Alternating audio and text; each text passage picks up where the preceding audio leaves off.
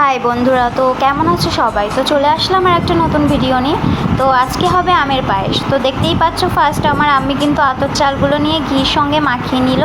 এরপরে দেখতেই পাচ্ছ 5টা আম নিয়ে, পাকা পাকা আম, কিন্তু ওগুলোকে ভালো করে ঘষে ধুয়ে নিচ্ছে হাত দিয়ে। এরপরে গরম জলেতে দুধগুলো মাখিয়ে নিচ্ছে। এটা একটু ভালো করে নেড়ে ঘেটে নিতে হবে গাইস, নাহলে দুধগুলো ভালো করে গুলবে না। তো এরপরে যখন 99 দুধগুলো যখন টকবক করে ফুটছে, তখন কিন্তু আমি ওই ঘি মাখানো চালটা ঢেলে দিল ওর মধ্যে।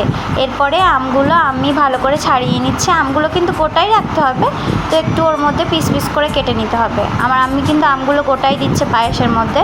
যখন পায়েসটা একটু সিদ্ধ হয়ে গেল, এরপরে ওর মধ্যে একটু চিনি দিয়ে দিল পরিমাণ মতন, দিয়ে ভালো করে ঘেঁটে নিচ্ছে। এগুলো গাইস কিন্তু আগেকার যুগে আমার ঠাম্মারা করতো, ঠাম্মাদের কাছ থেকে আমার আম্মি শিখেছে। তো দেখো কিভাবে করছে গাইস, খেতে কিন্তু অনেক সুন্দর হয়েছিল। আমি এক্সপিরিয়েন্স দেখে আম্মিকে বলছিলাম যে এত সুন্দর গন্ধ ছড়াচ্ছে, নিশ্চয়ই ভালো হবে। তো আর আমার আম্মি কিন্তু সত্যি গাইস অনেক সুন্দর রাঁধে। আমি তো পুরো ফিদা হয়ে যাই দেখে সব কিছু। তো দেখো এর ওপরে এবার হালকা পরিমাণ মতো লবণ দিয়ে দিল। এরপরে গাইস যখন হয়ে গেল, এবার তুলে নিল। দেখতেই পাচ্ছ কালারটা কত সুন্দর এসছে। তোমরাও ট্রাই করতে পারো, অনেক সুন্দর কিন্তু।